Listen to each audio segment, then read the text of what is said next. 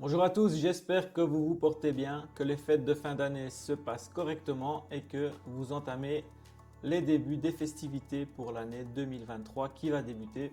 Je vous souhaite d'ores et déjà à toutes et à tous de bonnes fêtes et un bon début.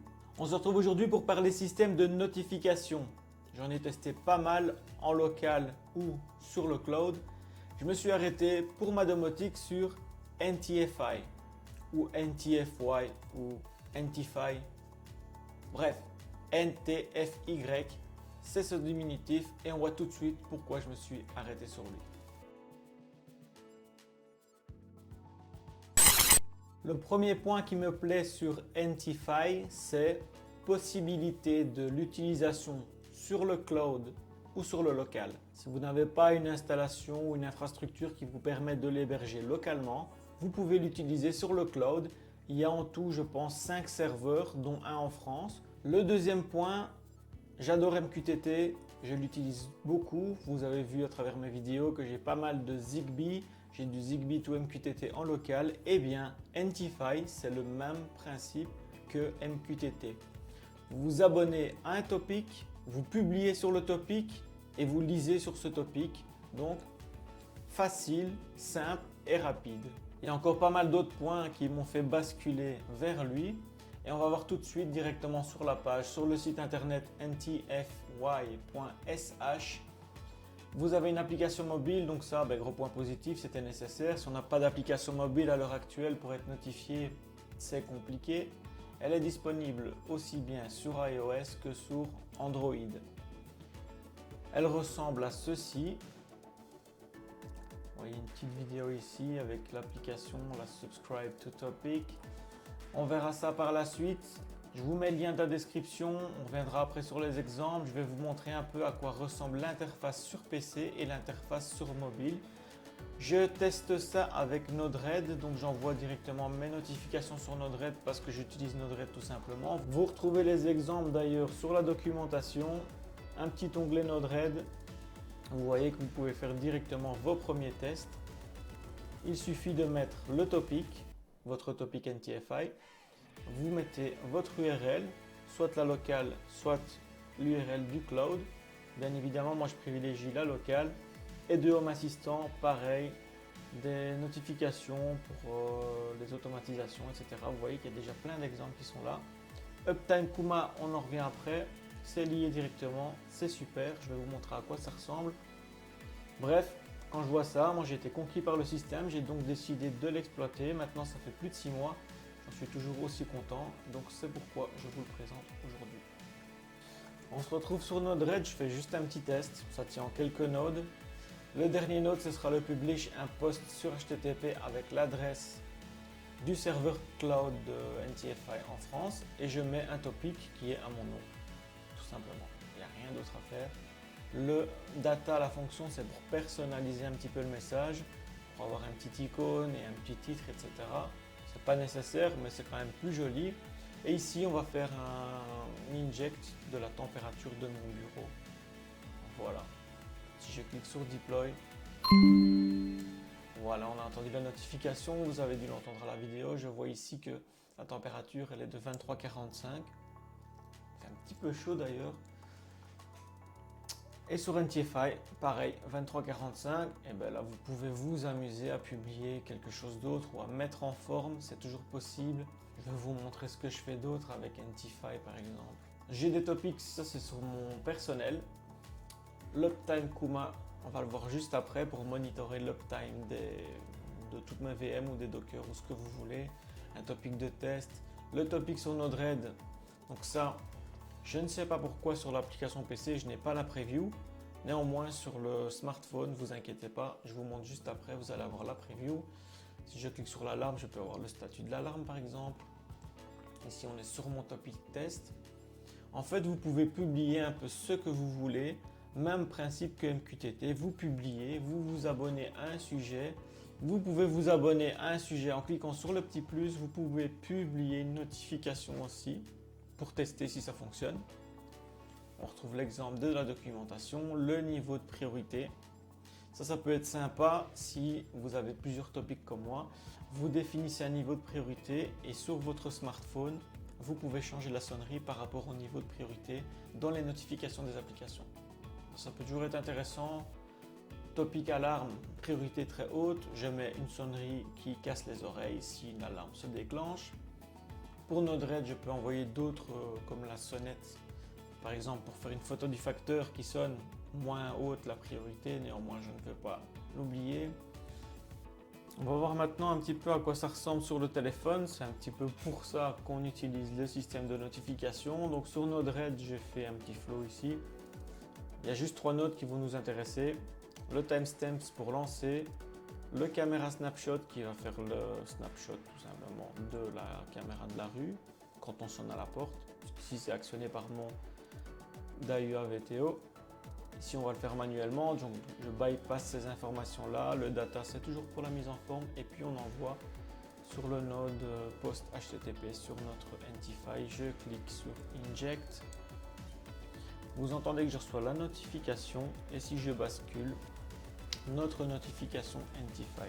On voit en dessous, écoute les notifications entrantes. Il est abonné à 5 sujets. Donc au niveau photo, on sonne. J'ai le snapshot directement de ce qui s'affiche à la rue. J'ai fait autre chose, un petit peu en parallèle à Entify, mais tant qu'on est dans la sonnette, pourquoi pas. Je relis ce node ici. Si ça vous intéresse, mettez-moi ça dans les commentaires. J'expliquerai un petit peu sur un short. Je reclique sur Deploy, je clique sur le timestamps et là vous allez voir que je peux ouvrir via l'application HA mon DAIUA VTO.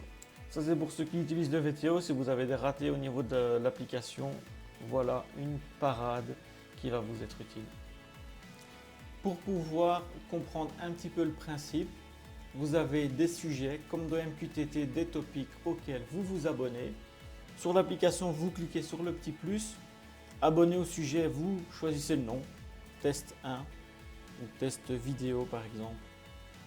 Et si je veux publier quelque chose, je devrais publier sur mon DNS, l'URL que vous avez choisi auprès de votre fournisseur, /test_vidéo. Sur Node-RED pour moi, ou si vous utilisez ça via la CLI sur Linux ou via un script Python, peu importe, il suffira de publier là-dessus DNS/sujet.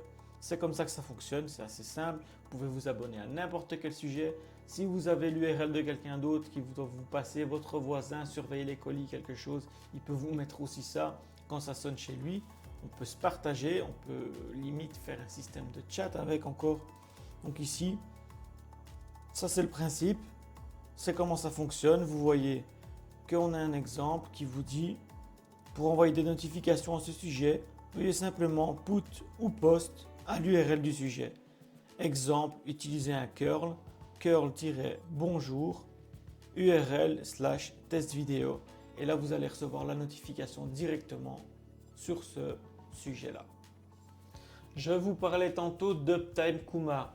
Pourquoi Entify aussi? Tout simplement parce qu'on peut le relier directement à Uptime Kuma. Uptime Kuma, ça sert à quoi? Ça va servir à monitorer l'uptime de mes machines. Ici, Home Assistant par exemple, j'ai aussi Node-RED ou Frigate pour ne citer que. Je clique sur modifier, je teste quoi? Je vais tester le nom d'hôte et le port. Donc on va faire un ping tout simplement sur le port et le nom de l'hôte. Si vous avez une machine sur Docker avec plein de ports différents, ça fonctionne comme ça. Sinon, vous savez faire le ping traditionnel.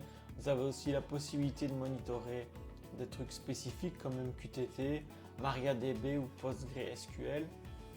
Je vais rester sur le truc simple, c'est configuré. Vous voyez ici à droite, j'ai mes notifications, j'ai configuré Telegram, Discord, Uprise et Entify. Entify, il se trouve ici. Quand vous créez une notification, vous pouvez choisir.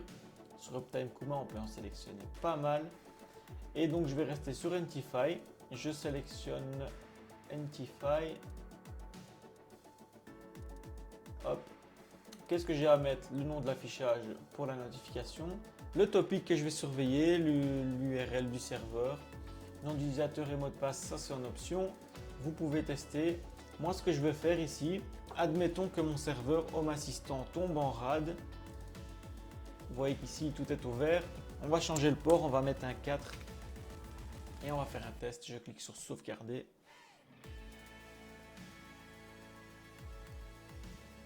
Ah là, il n'est pas content. J'ai les notifications sur Telegram, mais je vois aussi la notification ici, il vient de tomber. 81-24, ça n'existe pas. On va repasser sur le 23, qui est le port exact de mon Home Assistant. Et vous voyez qu'il repasse sur Hop en plus de sur Telegram. Donc vous voyez ici, vous savez être notifié si votre conteneur, si votre VM ou si votre PC plante complet. Avant d'attendre plusieurs heures en vous disant j'ai plus de chauffage, qu'est-ce qui se passe? Et bien là, bing, directement, vous savez ce qui se passe. Donc NTFi, il est directement lié à Uptime Kuma. Ça c'était sympa, je trouve, pour combiner les deux. Si jamais ça vous intéresse, dites-le moi dans les commentaires, on pourra faire une vidéo sur Uptime Kuma pour voir comment l'installer, comment gérer les notifications. Au niveau de l'installation locale, comme la plupart de vous vont certainement l'installer localement et ne pas utiliser la version cloud, on retourne sur la documentation, on voit Self-Hosting, vous cliquez sur Installation et là vous avez General Steps. Donc vous voyez ce que vous devez faire et ce que vous devez configurer. Vous descendez, vous pouvez l'installer directement sur Debian, mais ça sera si vous utilisez une machine dédiée à ça. Donc moi je vais rechercher la version Docker qui est ici. Et on a le Compose qui se trouve juste ici. J'ai laissé de base, j'ai juste changé un petit peu les volumes, changé le port par défaut, puisque le port 80 il est déjà utilisé chez moi. Et voilà, pour les plus aguerris, il y a la version Kubernetes qui est là aussi. Donc on peut vraiment l'installer sur une panoplie de supports qui est vraiment un éventail large. Pour la configuration, vous voyez que tout est là. La documentation elle est vraiment bien faite. Et vous pouvez tester dans Sending Message, vous pouvez voir un petit peu ce qui est possible de faire pour adapter ça à vos besoins. Vous voyez qu'il y a vraiment pas mal d'informations qui se retrouvent ici. On a la FAQ et des exemples, l'intégration avec différents projets. Donc dans les exemples, vous retrouvez Node-RED et dans les intégrations plus projets, c'est là que vous retrouvez les publics NTFI serveurs. Et là, par la suite, vous avez tout ce qui est possible de faire et les différentes librairies, les projets qui sont mis en place avec les scripts ici. Donc vous voyez qu'il y en a pas mal, il y a vraiment de quoi s'amuser avec NTFi. C'est pour ça aussi que j'ai basculé sur lui plutôt que sur Gotify ou Mattermost en local. Chez moi, ça n'a pas changé, je suis toujours sur Unread. Sur Unread, il y a une application qui est disponible pour installer NTFi. Vous allez dans Apps et vous tapez NTFY, il est là. Vous pouvez l'installer, néanmoins j'ai eu quelques soucis avec, j'avais un problème d'accès, je ne sais pas pourquoi, j'arrivais pas à publier. Donc j'ai repris la version du Compose. Pour le Compose sur Unread, c'est simple. Vous voyez ici qu'il y a une intégration à ajouter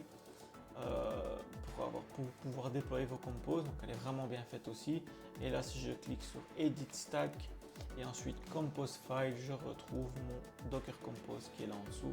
Donc j'ai vraiment laissé ça de base. Ensuite, une fois que vous faites un Compose Up, juste ici sur le bouton, donc là même si vous n'êtes pas habitué à Linux, si vous n'êtes pas habitué à Docker, tout se fait via l'interface. Et vous retrouvez ensuite votre conteneur qui se trouve là. Possibilité de voir les logs. Toujours sympa d'avoir une interface. Toujours plus facile aussi d'avoir une interface que de faire ça directement en ligne de commande. Pour ceux qui n'y sont pas habitués, si vous êtes développeur, vous préférez sans doute les lignes de commande. Pour moi, ce n'est pas le cas. Une fois l'installation réalisée, il vous reste juste à faire quoi? Prendre un DNS, si vous en avez déjà un, ajouter une entrée à ce DNS qui pointe vers votre adresse IP, débloquer des ports, etc. Ça, je suppose que vous savez le faire si vous êtes arrivé jusque-là. Vous aurez donc accès à NTFi en local ou à distance sur votre smartphone ou sur votre PC avec la possibilité d'être notifié avec des priorités différentes, des sonneries différentes. Ce programme, il est vachement sympa. Pour moi, j'y trouve pas grand chose à lui redire. J'aimais bien MQTT, même principe ici, je m'y retrouve assez facilement. Il est compatible directement avec Uptime Kuma. Que du positif. Dites-moi ce que vous en pensez, laissez-moi des commentaires. J'espère que cette vidéo vous a plu. On se retrouve l'année prochaine, c'est-à-dire dans quelques jours, pour d'autres vidéos. Je vous dis à bientôt. Allez, ciao!